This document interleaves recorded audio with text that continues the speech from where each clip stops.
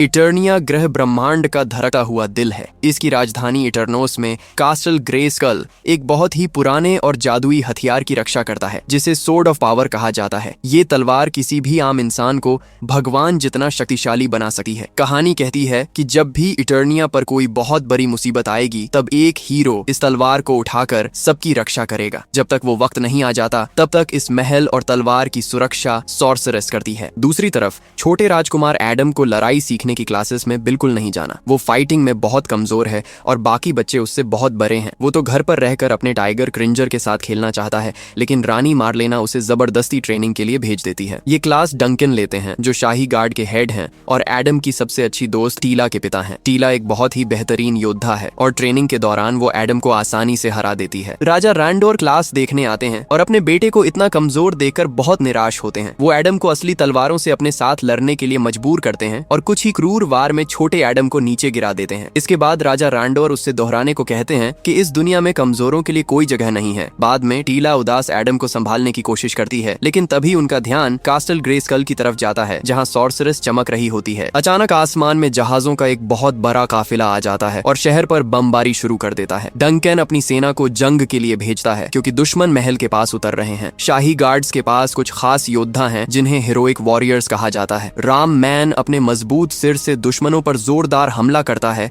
Mechanic अपनी गर्दन लंबी करके एक साथ कई दुश्मनों को गिरा देता है और फिस्टो अपने लोहे के हाथ से भारी भरकम घूंसे मारता है। जब शहर की हर गली में हिंसा फैल जाती है तब डंकन सुरक्षा के साथ टीला और शाही परिवार को जंग के मैदान से बाहर ले जाने लगता है। उसके गार्ड्स तो जल्दी ही मारे जाते हैं, लेकिन डंकन एक महान योद्धा है जो एक साथ कई दुश्मनों से लड़ सकता है। एक गलियारे में उनका सामना खतरनाक ट्रैप जॉ से होता है तो डंकन सबको अपने बिना आगे जाने को कहता है। दोनों के बीच भयानक लड़ाई शुरू होती है और दोनों एक दूसरे पर दया दिखाए बिना वार करते हैं। जब लड़ाई बहुत खतरनाक हो जाती है तो टीला छुपकर इसे देखने वापस आ जाती है। डंकन किसी तरह ट्रैप जॉ को चाकू मार देता है और उसे पीटने लगता है, लेकिन ट्रैप जॉ तुरंत अपने हाथ को एक तोप में बदल लेता है और डंकन पर गोली चला देता है। फिर ट्रैप जॉ दीवार पर एक बम लगाता है और वहां से भाग जाता है। टीला दौड़कर अपने पिता के पास जाती है और उन्हें खिड़की की तरफ ले जाती है। बम फटने से ठीक एक पल पहले दोनों इमारत से नीचे कूद जाते हैं। महल की तरफ जाने वाले पुल पर शाही परिवार को बुरे लोगों और उनके लीडर स्केलेटोर ने घेर लिया होता है।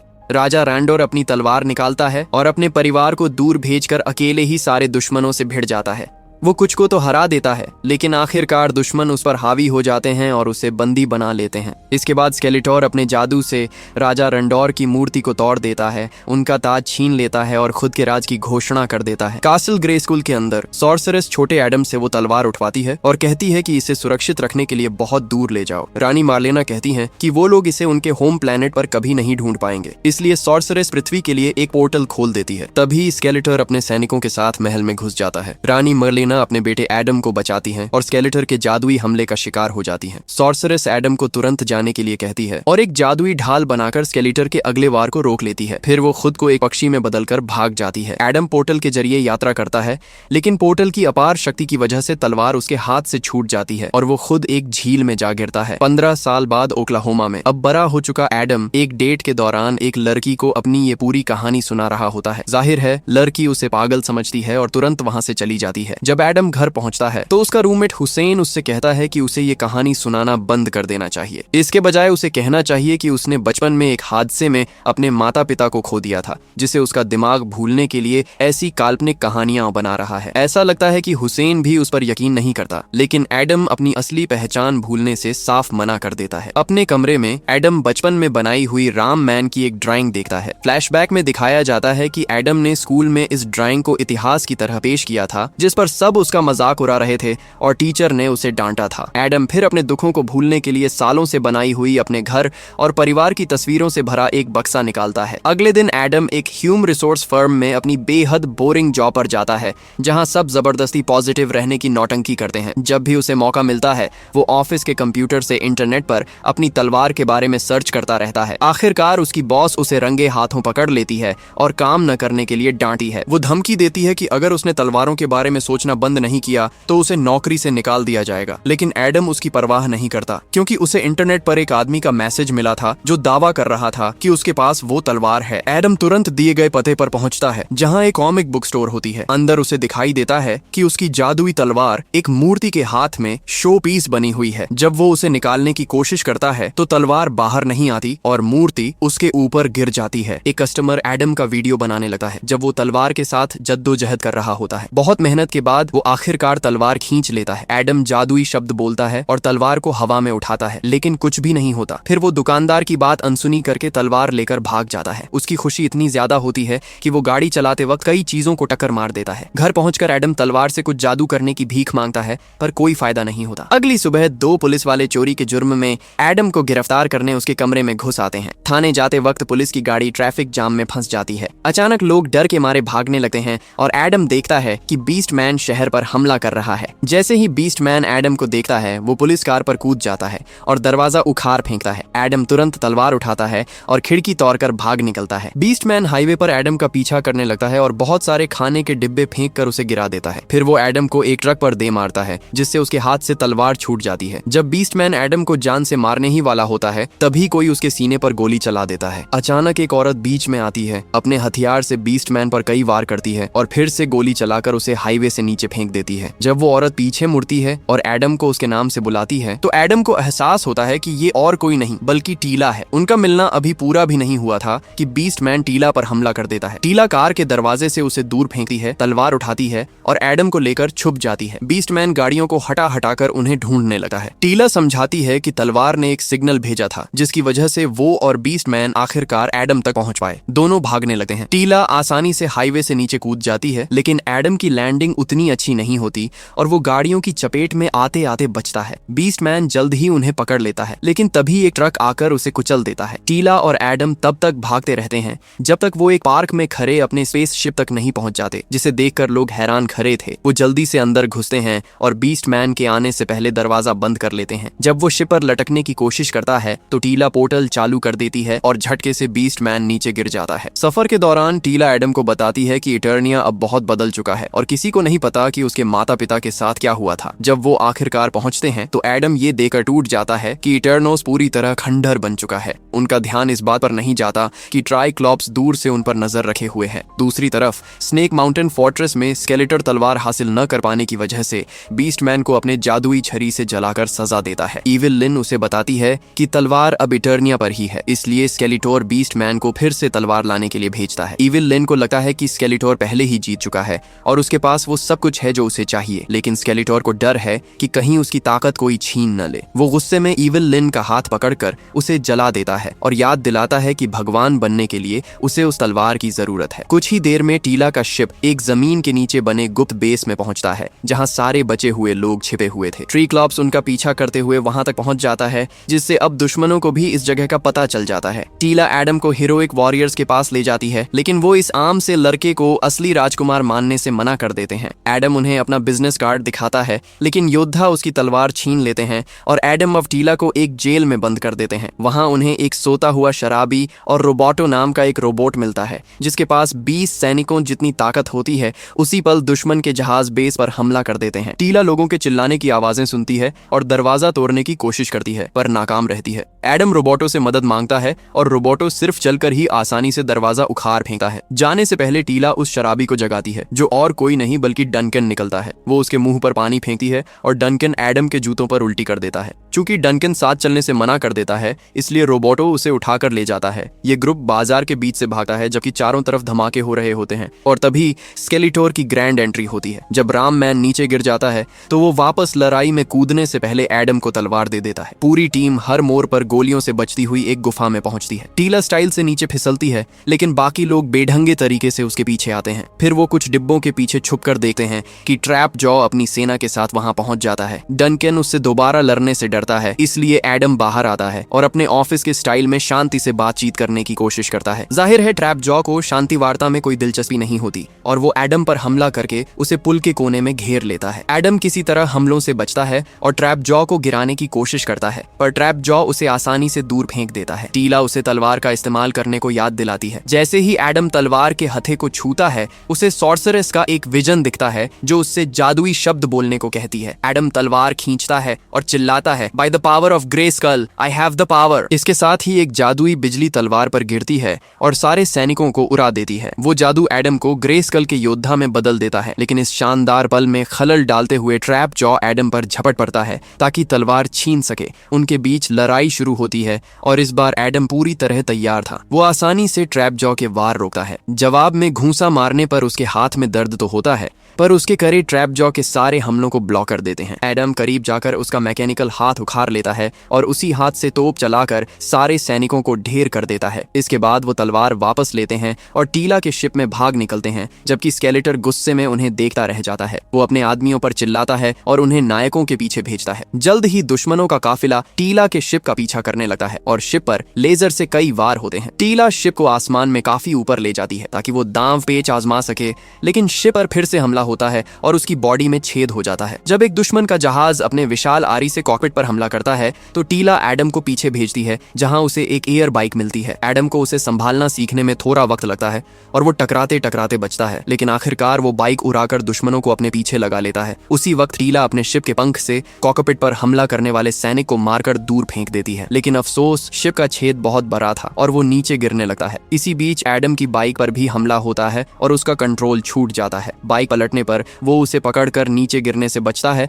और एक पैर पर चढ़ने की कोशिश करता है, पर बाइक उसे घसीटती रहती है। कोई और रास्ता न देखकर एडम उस एयर बाइक को दुश्मनों की तरफ फेंक देता है, जिससे एक धमाके के साथ दुश्मन खत्म हो जाते हैं। वो खुद कूदकर एक दुश्मन के जहाज पर लैंड करता है, खिड़की तोड़कर पायलट को बाहर फेंकता है और कंट्रोल अपने हाथ में ले लेता है। टीला के शिप में डंकन पीछे भागता है और एक लेजर गन उठाता है, लेकिन जैसे ही वो गोली चलाने वाला होता है, एडम का जहाज बीच में आ जाता है। डंकन उसे चेतावनी देने की कोशिश करता है, पर एडम सुन नहीं पाता और दुश्मन पीछे से उसके जहाज पर वार कर देता है। एडम तुरंत छलांग लगाकर टीला के गिरते हुए शिप पर आ जाता है, जबकि उसका जहाज नीचे गिरकर तबाह हो जाता है। दुश्मन फिर से उसके पीछे आता है, लेकिन एडम अपने नंगे हाथों से उस विशाल आरी को रोक लेता है और दुश्मन के प्लेन को दूसरे जहाज पर फेंक देता है, जिससे धमाके के साथ वो खत्म हो जाता है। इसके बाद टीला का शिप बहुत तेजी से नीचे गिरने लगता है, इसलिए एडम कूद जाता है और एक पैर से टकराता है। जंगल के दूसरे हिस्से में वो शिप भी जमीन पर क्रैश हो जाता है। इसी बीच स्केलेटर उस गुप्त बेस पर कब्जा कर लेता है और धमकी देता है कि अगर बचे हुए लोगों ने मुंह नहीं खोला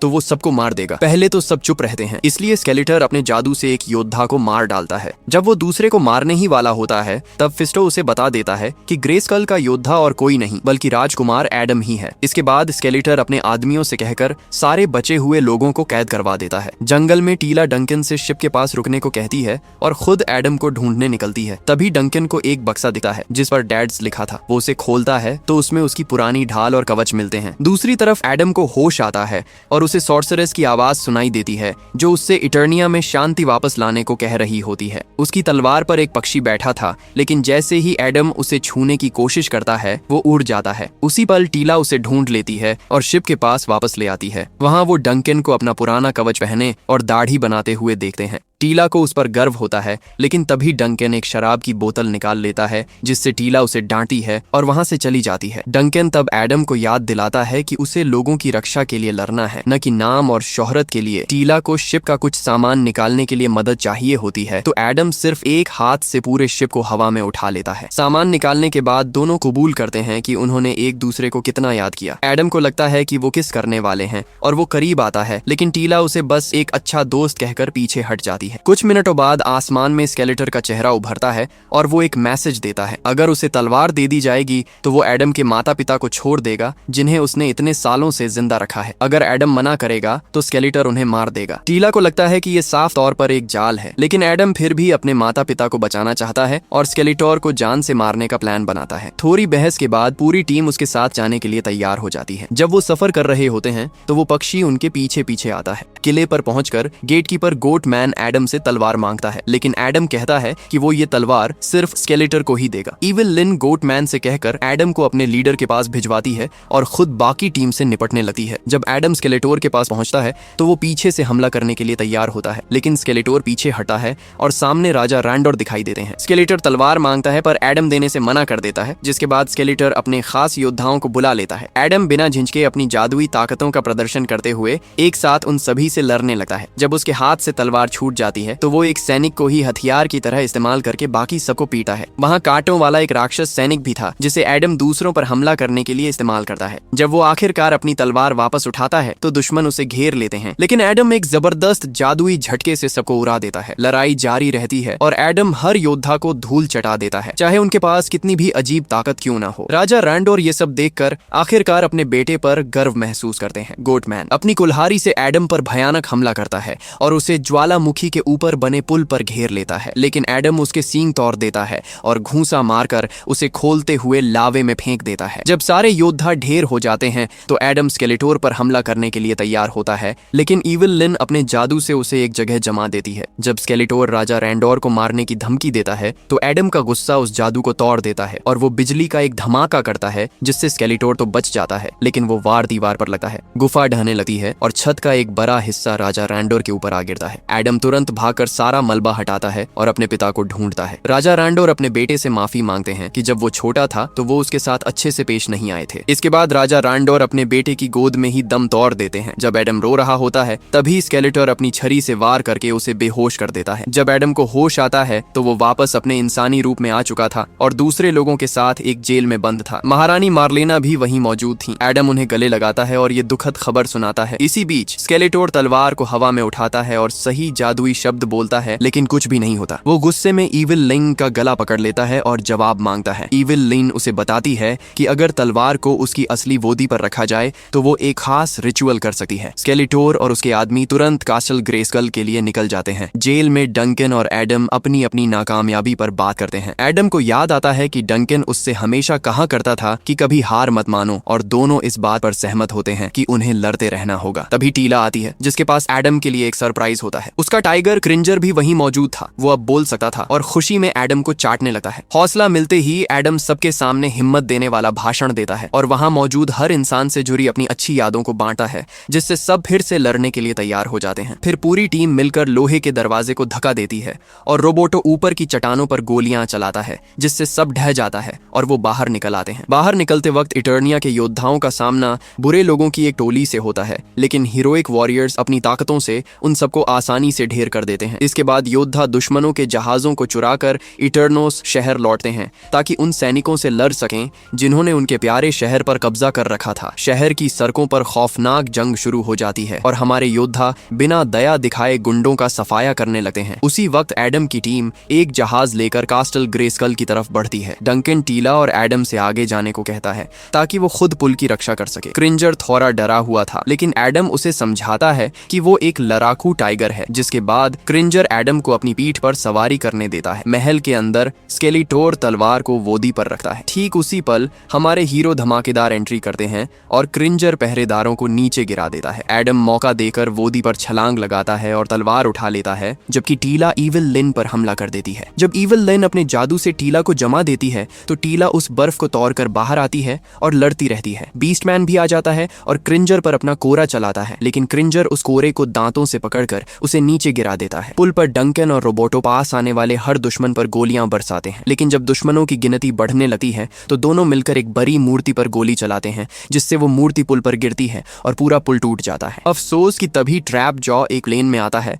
और रोबोटो पर गोलियों की बौछार कर देता है, जिससे रोबोटो में धमाका हो जाता है और वो उड़ जाता है। गुस्से में डंकन उस प्लेन पर छलांग लगाता है, खिड़की तोड़कर ट्रैप जॉ को दबोच लेता है और उसे बुरी तरह पीटता है। फिर वो ट्रैप जॉ के मुंह में एक ग्रेनेड ठूंस देता है और बाहर कूद जाता है। प्लेन एक जबरदस्त धमाके के साथ तबाह हो जाता है। डंकन तुरंत रोबोटो को देखने भागता है और ये देखकर राहत की सांस लेता है कि उसका सिर अभी भी काम कर रहा है। महल के अंदर एडम रूप बदलने का जादुई शब्द नहीं बोल पाता, क्योंकि वो स्केलेटर के हमलों को रोकने में उलझा हुआ था। तलवार पर इतने जादुई हमले होते हैं कि आखिरकार उसके टुकड़े टुकड़े हो जाते हैं। स्केलेटर हत्थे को उठाकर तलवार का मजाक उड़ाता है और फिर एडम का सिर पकड़कर अपने जादू से जलाता है, जिससे एडम को अजीब अजीब वहम दिखने लगते हैं। एक जिम में स्केलेटर उसे कमजोर कहकर चिढ़ाता है और उस पर डंबल फेंककर उसे अगले वहम में भेज देता है। एक रेस्टोरेंट में एडम की डेट वाली लड़की उसकी कहानी में दिलचस्पी दिखा रही होती है, लेकिन अचानक वो स्केलेटोर में बदल जाती है जो एडम को बालों से घसीटा है। इसके बाद एडम को उसके ऑफिस की मेज पर फेंका जाता है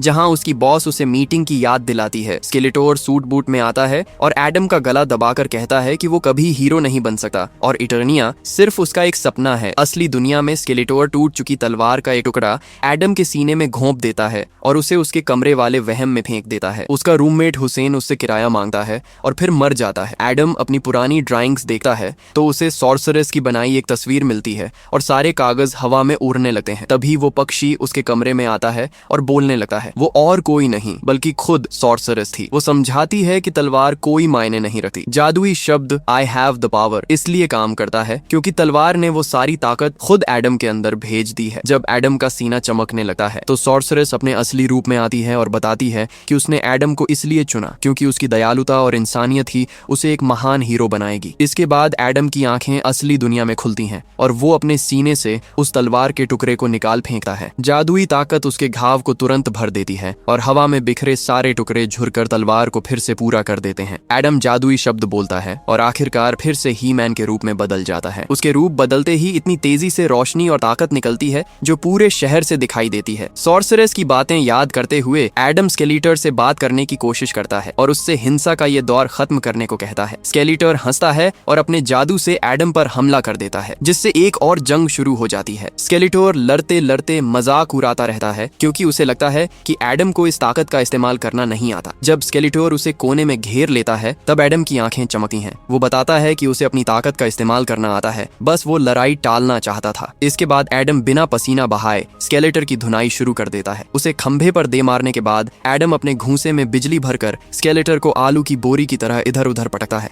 अपने लीडर को हारता देख इविल लिन दबे पांव महल से भाग निकलती है। स्केलेटर एडम पर जादू चलाता है लेकिन एडम अपने करों से सारे वार रोक लेता है। जब हताश होकर स्केलेटर बात करने के लिए तैयार होता है तब एडम उसकी जादुई छड़ी को पकड़ लेता है और उसमें इतनी ताकत भर देता है कि वो फट जाती है। इससे एक बहुत बड़ा जादुई धमाका होता है जो चारों तरफ फैल जाता है। स्केलेटर भी उस धमाके में उड़ जाता है और पीछे सिर्फ उसकी खोपड़ी बचती है। इसके बाद एडम अपने दोस्तों से मिलता है और वो सब साथ निकल जाते हैं। 6 महीने बाद एटरनॉस शहर लगभग पूरी तरह फिर से बन चुका है और रानी मार्लेना वापस सिंहासन पर बैठ चुकी हैं। रोबोटो को एक नया शरीर मिल चुका है और हुसैन को भी इस शहर में लाया गया है ताकि वो आखिरकार एडम की कहानी पर यकीन कर सके। जब रोबोटो को किसी गांव से मुसीबत का सिग्नल मिलता है तो एडम रूप बदलकर क्रिंजर पर सवार हो जाता है। अब एडम ही मैन का नाम अपनाकर लोगों की मदद करता है। दूसरी तरफ रानी मार्लेना अपने शहर को देखती हैं और उम्मीद करती हैं कि एक दिन उनका दूसरा बच्चा भी वापस लौट आएगा। जंगल के पास एक राजकुमारी हाथों में वैसी ही तलवार लिए नजर आती है और महल के अंदर इविल लिन जमीन से स्केलेटर की खोपड़ी उठा लेती है। वीडियो देखने के लिए धन्यवाद। लाइक, शेयर और सब्सक्राइब करना न भूलें। मिलते हैं अगले वीडियो में।